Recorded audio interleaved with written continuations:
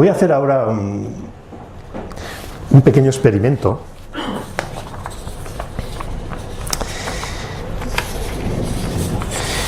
Cuando hablo de experimento quiero decir que sea algo que produzca una experiencia, no conceptual, no de rollo, sino algo que uno viva. Si ahora nos ponemos aquí a hablar del sabor del zumo de naranja, somos científicos, empezamos, ¿no? El zumo de naranja se compone por ácido no sé qué, ácido cítrico, tanta proporción de agua, depende de dónde vengan las naranjas. Estamos aquí toda la tarde hablando del zumo de naranja. No nos va a servir de mucho. Quizás sea mejor coger un vaso, beber el zumo de naranja y tenemos la experiencia de lo que es el zumo de naranja. Mi experiencia y la tuya y la tuya y la tuya serán diferentes porque somos personas diferentes. A mí me gustará más, a ti menos, a mí me da acidez de estómago, a ti no, etcétera. O a ti te sienta bien porque te necesitas vitamina C, etcétera. La experiencia es individual. Estamos yendo a cuál es el fondo del regalo, no la superficie. Vamos a ver cómo ir al fondo del regalo, ¿vale? Entonces, es un experimento muy sencillo. Si yo os pregunto, ¿qué forma tiene esta hoja? ¿Qué me diréis? Rectangular. Rectangular, rectangular, rectangular, rectangular. Vale.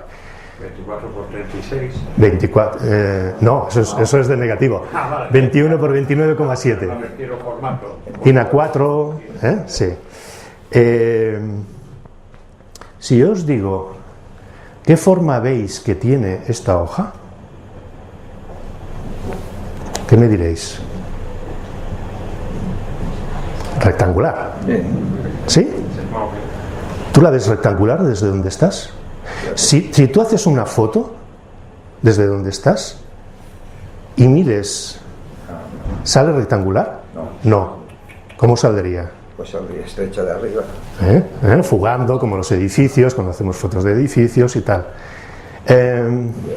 ¿Hay alguno de vosotros, claro, estáis muy apeñaditos, digamos así, ¿no? Pero si estuvierais más anchos todavía lo veríais mejor. ¿Ninguno de vosotros, la experiencia visual que cada uno de vosotros tiene a la hora de ver esta hoja sería única? Única, porque tú la ves desde un punto de vista y ella la ve desde otro. Nuestra experiencia, la experiencia es única. En cambio, los conceptos, fijaros, todos habéis respondido lo mismo. Cuando funcionamos solo desde la cabeza, desde las ideas que tenemos, lo que hacemos es repetir, porque en las ideas lo que hacemos es, lo que hemos hecho en nuestra vida es meter cosas de fuera. Y todos, como estamos en la misma cultura, todos hemos metido las mismas cosas de fuera. Si esta pregunta se la hago a lo mejor a una tribu del África, posiblemente me respondería de forma diferente, porque no está dentro de la cultura, no sabe que es un DIN A4, etcétera, etcétera, ¿vale? Lo que quiero decir es que cuando dejamos que sea nuestra cabeza, nuestra mente racional, la que controle, todos tenemos el mismo programa. Eso es Matrix, acordaros de la película. Eso es Matrix, todos tenemos el mismo programa. Cuando nuestra atención la ponemos en nuestra mirada, en nuestra visión, en nuestra percepción visual, tenemos una experiencia única. Y ese es el regalo, ese es el contenido del regalo que metemos dentro de la caja, ¿vale? Luego usamos la técnica que necesitemos para que ese regalo, digamos, sea bonito o lo que queramos, pero el regalo es la experiencia que hemos tenido, visual que hemos tenido, que es única, ¿de acuerdo?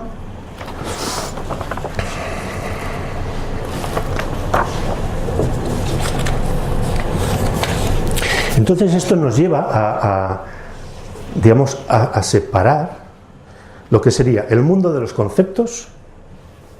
El mundo de los conceptos es lo que habéis vivido. Esto es rectangular. ¿Qué dice eso de rectangular? ¿Qué experiencia es eso? Lo único que dice la palabra rectangular es que es una hoja que tiene dos dimensiones, o sea, es un plano, y que una es mayor que la otra. Tampoco nos dice mucho más a nivel de concepto, ¿eh? En cambio, la experiencia personal es como beberse el zumo de naranja. Ya no es... uno le llamamos el mundo de los conceptos y el otro sería el mundo de la experiencia.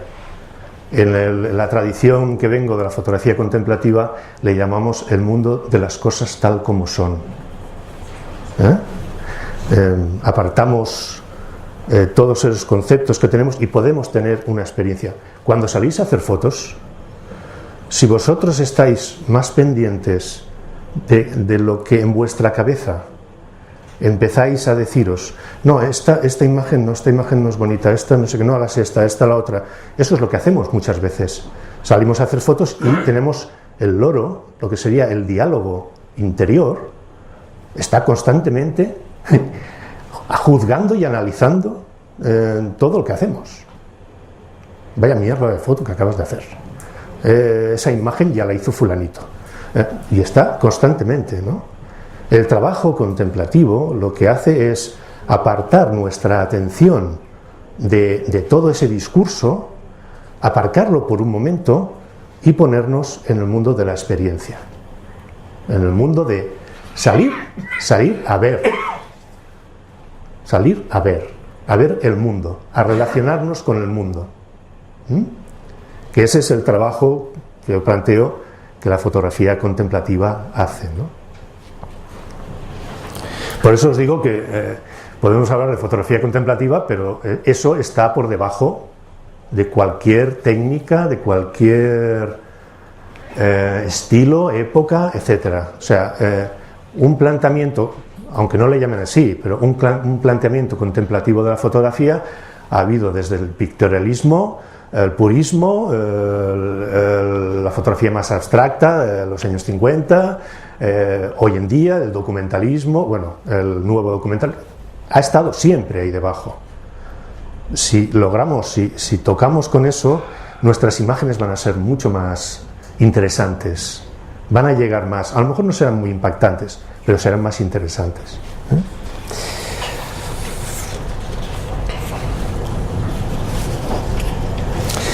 Claro, desde el punto de la experiencia, una imagen no se puede repetir. No sé si alguien lo ha intentado. Una de las situaciones en el estudio de fotografía que era más complicada era cuando te venía el cliente, te venía con una foto y dice, quiero esto. Y dices, hola. Sí, porque el fondo aquel tú no lo tenías, él lo había sacado en una revista extranjera, ¿no? Y quería aquella foto. Tú no tenías un fondo igual, tu cámara no era la misma, la iluminación no era la misma, el producto no es el mismo, y eso era para morirse. O sea, no, pero yo te dije que quería esto. Sí, pero no se puede repetir una foto.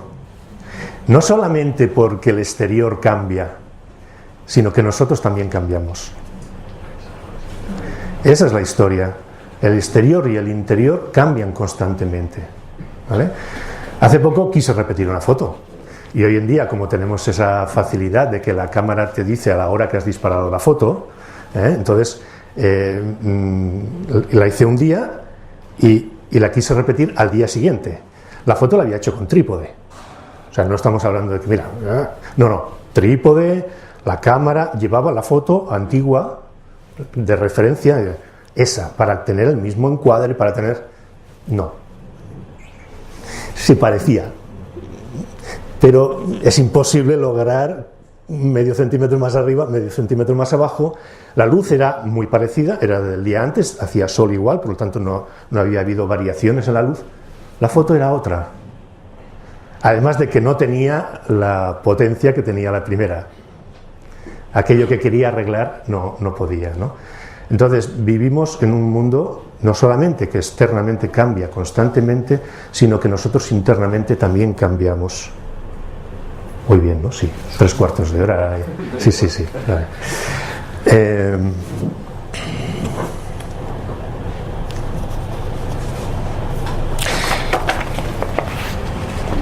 Como fotógrafos, una de las cosas que, aunque no nos demos cuenta, sí que practicamos, es que hacemos un trabajo de atención. La atención es muy importante. Porque nosotros estamos allá donde está nuestra atención, donde ponemos la atención. Si yo estoy aquí, pero estoy soñando que mañana me iré a comer a un restaurante, no sé dónde, en la playa, yo no estoy aquí, estoy allá. Pues tampoco estoy allá, porque si no me estaría comiendo la paella, ¿no? La atención es muy importante. El inspirador del trabajo de la línea que practico de la fotografía contemplativa, que era un lama tibetano, fue un lama tibetano que él en sí mismo era artista. En el Tíbet hacía fotografías, con lo difícil que era conseguir reveladores y películas, ¿no? Imaginaos al Tíbet. Y es un hombre que después de la invasión del Tíbet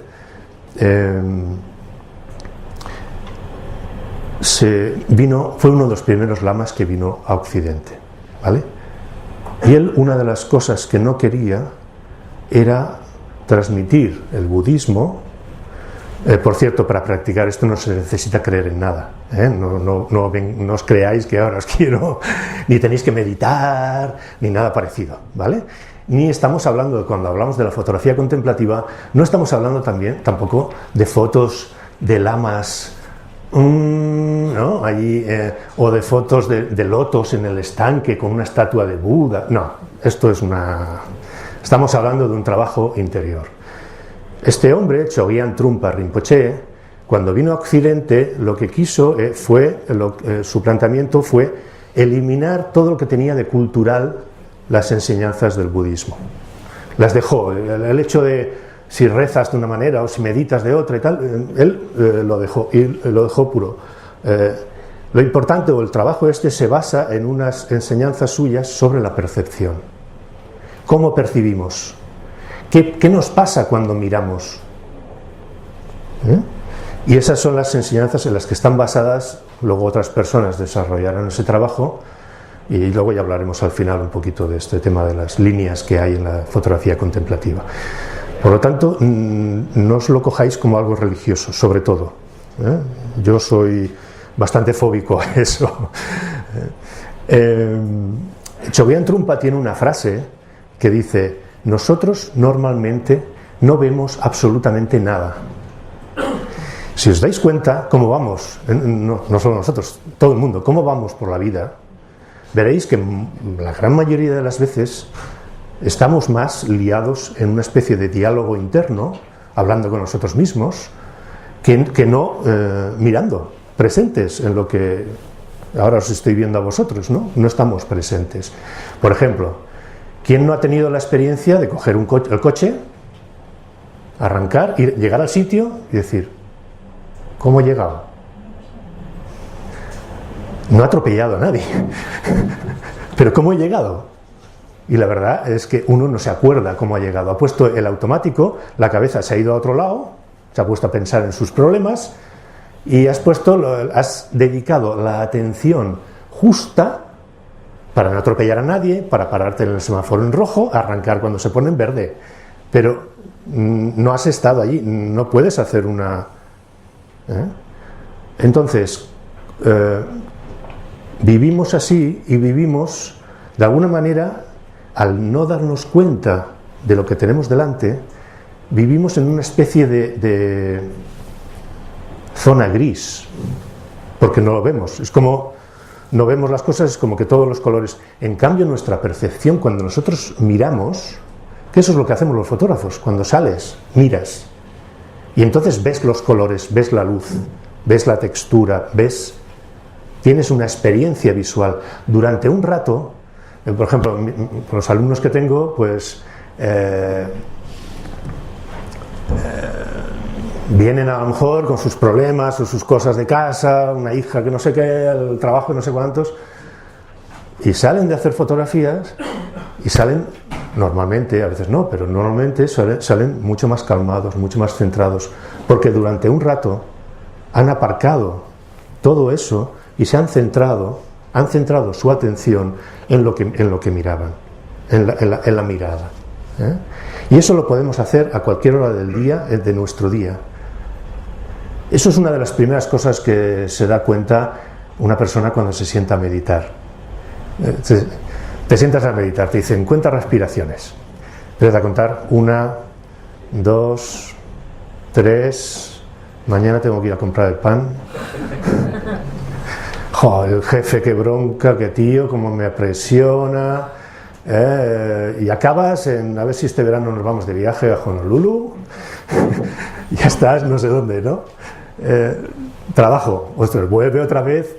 O sea, lo que uno se da cuenta es el poder, el tremendo poder de esta manera que tenemos de hablarnos a nosotros mismos, ¿no? Entonces la fotografía como herramienta creativa nos ayuda a centrarnos, a ponernos, porque si tú estás con la cabeza en otro lado, tus fotos son un desastre, ¿no? Porque no estás allí presente, ¿vale?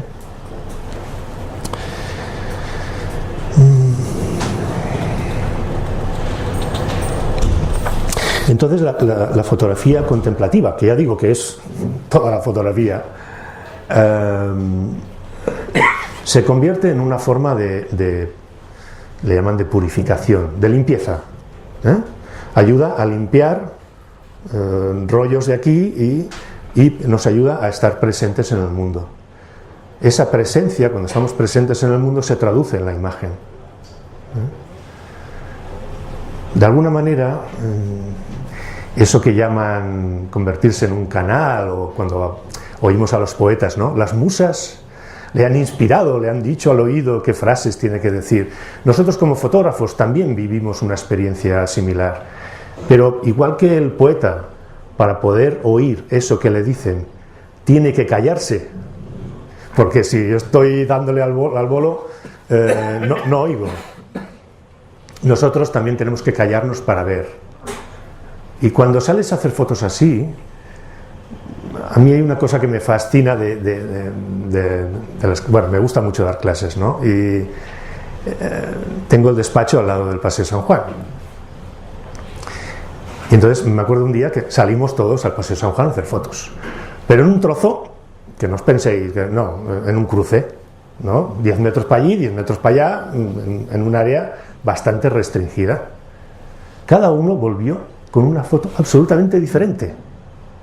O sea, para mí aquello fue una prueba tan clara de que en realidad vemos lo que sentimos, o no lo que sentimos, vemos en función del estado. Porque yo decía, pero ¿los demás no habéis visto esto? No.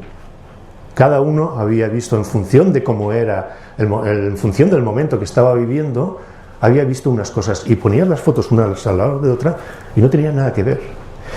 Y no son personas con experiencia fotográfica, que esta es otra. No son personas que les interesa esto como un trabajo personal. Entonces alguna puede tener más interés, aprende un poco más de técnica, pero los niveles de técnica son los elementales. Hacer la fotografía con el modo automático, enfoque automático, no liarnos por ahí, ¿vale?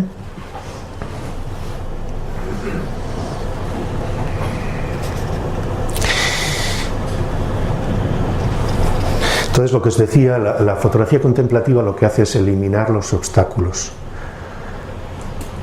Si yo estoy presente, digamos, todas mis pretensiones de hacer una foto impactante, son obstáculos que tengo, que pongo de cara a la hora de ver realmente.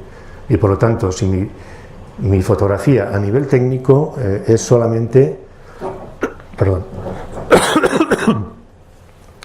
en la fotografía contemplativa llamamos a la fotografía como tal, la llamamos equivalente. ¿Qué quiere decir eso? Quiere decir que la imagen es un equivalente de la experiencia visual que ha tenido el fotógrafo.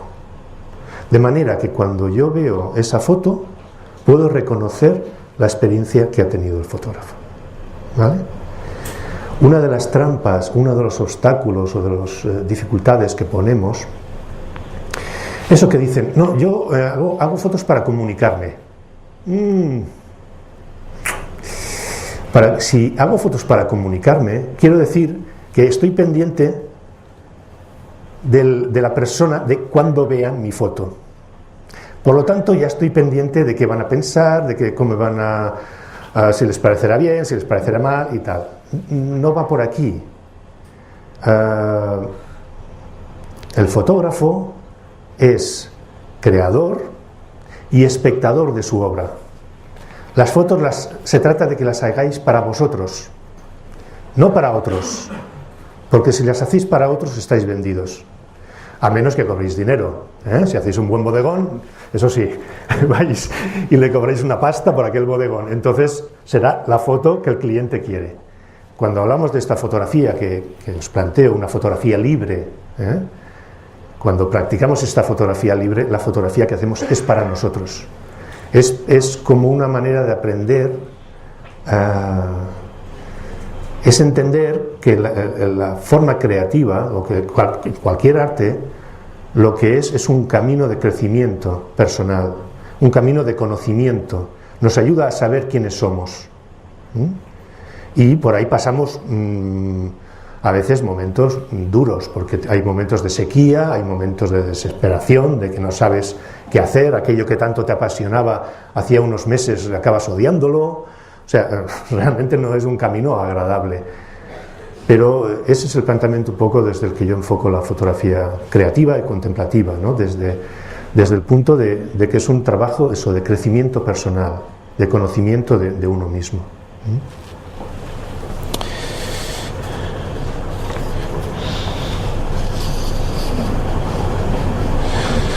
Entonces, eso, tenemos numerosos obstáculos. Por ejemplo, uno de ellos, este que os contaba antes del ejemplo del fotógrafo que había ido a la India, es la voracidad. Cuando esa cosa de que sales, el sitio es tan impactante, te vas a la India, ¡wow! Todos son colores, todos son, ¿no? Y empiezas a disparar fotos y vuelves, sobre todo hoy en día con lo digital, vuelves con 30.000 o 15.000 fotografías que has disparado, ¿no? Y vuelves insatisfecho. ¿No os ha pasado nunca? Salir, no, ir a la India no, salir, hacer fotos en un sitio, te quedas tan impactado por el sitio. A mí me pasó, por ejemplo, en Lanzarote. Vas allí, los volcanes, las tierras de colores.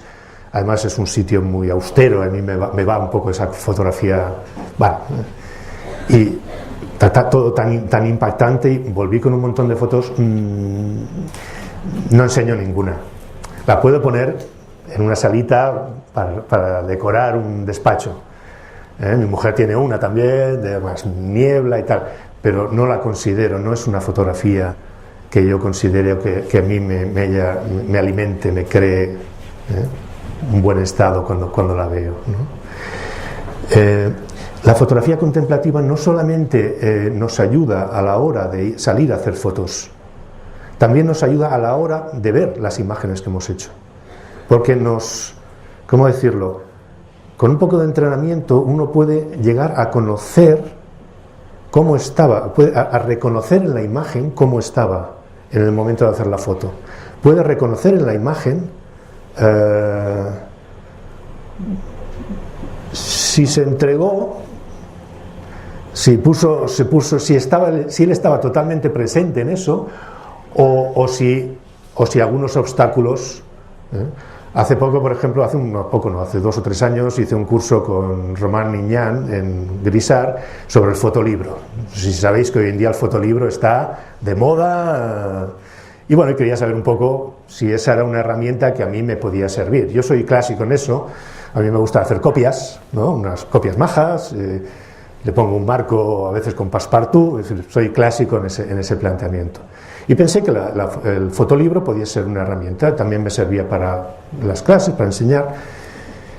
Y me acuerdo que al final le enseñé una serie de fotos que estaba haciendo en ese momento y me dijo, Stephen Shore. O sea, mis fotos no eran mis fotos, la influencia la influencia de Stephen Shore me había marcado tal de manera, es que además fue inmediato. Yo, vamos, no me gustó nada cuando me lo dijo, porque aquello no era mío, es una mirada prestada de otro. ese es un tema. Hay fotógrafos que tienen tal potencia en su mirada que nos influyen. Puede ser bueno cuando uno está empezando decir, mira, voy a hacer fotos estilo Edward Weston, voy a hacer fotos estilo Stephen Shore, ¿eh? Pero cuando llevas 40 años ya te frustra mucho, ¿no? Reconocer, quiero decir, ahí, por ejemplo, ese es uno de los obstáculos. Nos hemos de limpiar porque vemos tantas fotos, vemos tanta veces cultura, o vamos a ver tantas cosas que luego eso de alguna manera hace que nos traicionemos, que no valoremos lo que tenemos y acabemos copiando a otra persona, ¿vale?